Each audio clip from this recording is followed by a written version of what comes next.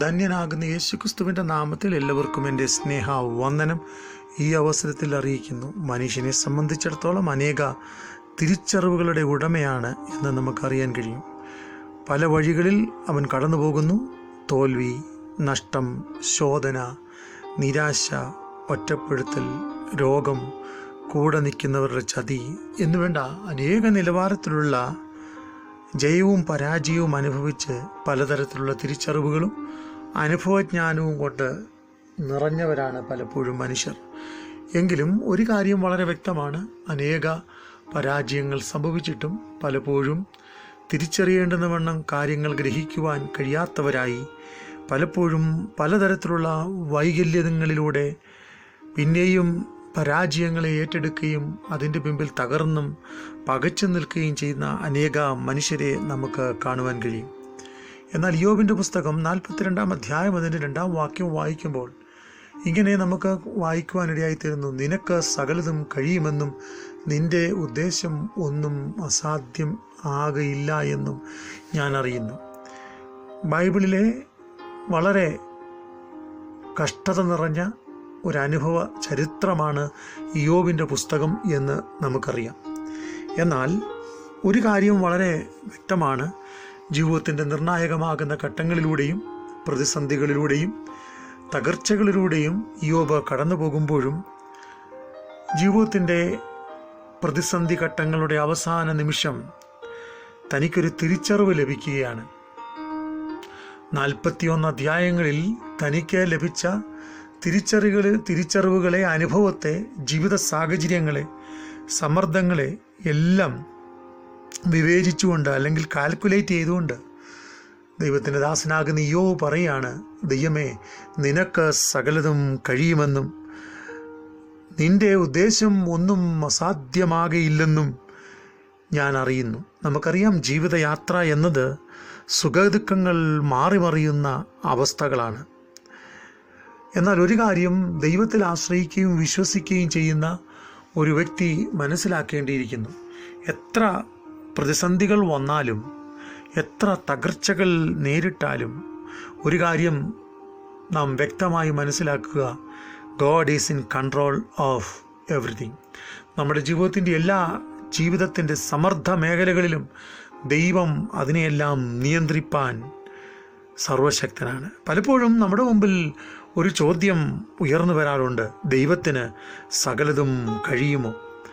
ദൈവത്തിന് നാം അനുഭവിക്കുന്ന പ്രതിസന്ധി ഘട്ടങ്ങളിൽ നിന്ന് വിടുവിക്കാൻ കഴിയുമോ? അതെ, ഇയ്യോബിൻ്റെ പുസ്തകം 42-ാം അധ്യായം അതിൻ്റെ 2-ാം വാക്യം വായിക്കുമ്പോൾ വളരെ വ്യക്തമായ ഒരു മറുപടി ജീവിതത്തിൻ്റെ പ്രതിസന്ധി ഘട്ടങ്ങളെയൊക്കെ അനുഭവിച്ച ഇയ്യോബ് പറയുകയാണ്: അതേ ദൈവമേ, നിനക്ക് സകലതും കഴിയുമെന്നും നിന്റെ ഉദ്ദേശം ഒന്നും അസാധ്യമാകയില്ലെന്നും ഞാൻ അറിയുന്നു. അപ്പോൾ നമ്മുടെ ജീവിതത്തിൽ ഇന്ന് മനസ്സിലാക്കുക, ഒരുപക്ഷെ വളരെ പ്രതിസന്ധി നിറഞ്ഞ, ഒത്തിരി ദുഃഖങ്ങളും വേദനകളും നിറഞ്ഞ, ആരും സഹായിക്കാനില്ലാത്ത ഒറ്റപ്പെടുത്തലുകളുടെയും നടുവിലൂടെ നീങ്ങിക്കൊണ്ടിരിക്കുന്നവരായിരിക്കാം ഒരുപക്ഷെ ഈ വചനത്തിലൂടെ എന്നെ ശ്രദ്ധിക്കുന്നത്. എന്നാൽ ഒരു കാര്യം വളരെ വ്യക്തമായി ഞാനിവിടെ പറയുന്നത്: നിനക്ക് സകലതും കഴിയുമെന്നും ദൈവമേ, നിൻ്റെ ഉദ്ദേശം ഒന്നും അസാധ്യമാകയില്ല എന്നും ഞാൻ വ്യക്തമായി അറിയുന്നു എന്നുള്ള ദൈവത്തെക്കുറിച്ചുള്ള ഒരു കാഴ്ചപ്പാട്,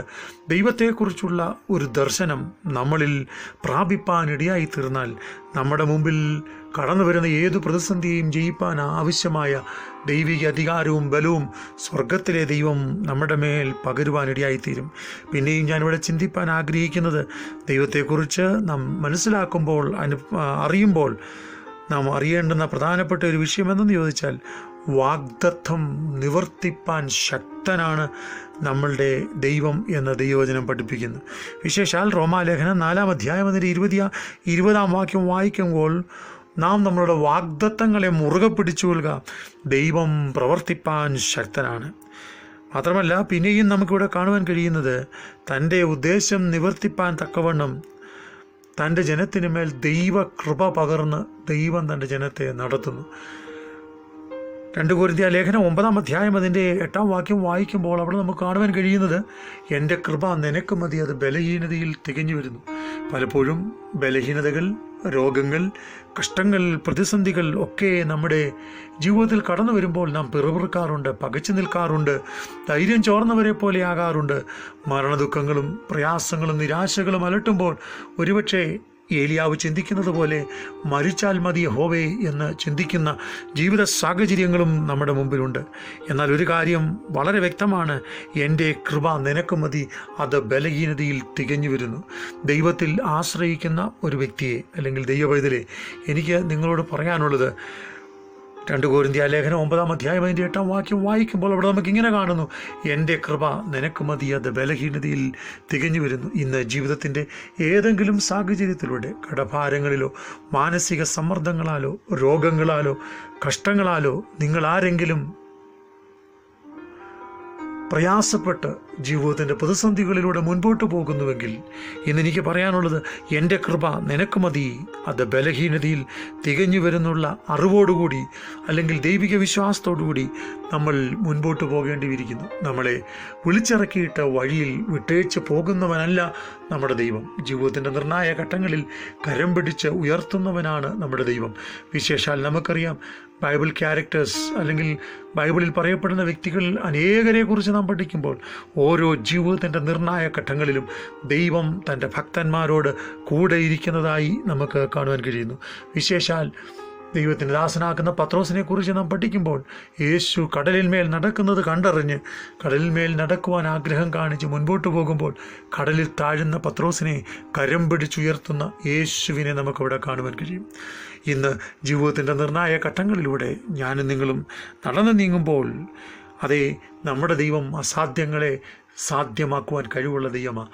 അതുകൊണ്ട് യോബിൻ്റെ പുസ്തകം ഈ 42-ാം അധ്യായം അതിൻ്റെ 2-ാം വാക്യം വായിക്കുമ്പോൾ, നിനക്ക് സകലതും കഴിയുമെന്നും നിൻ്റെ ഉദ്ദേശം ഒന്നും അസാധ്യം ആകയില്ല എന്നും ഞാൻ അറിയുന്നു.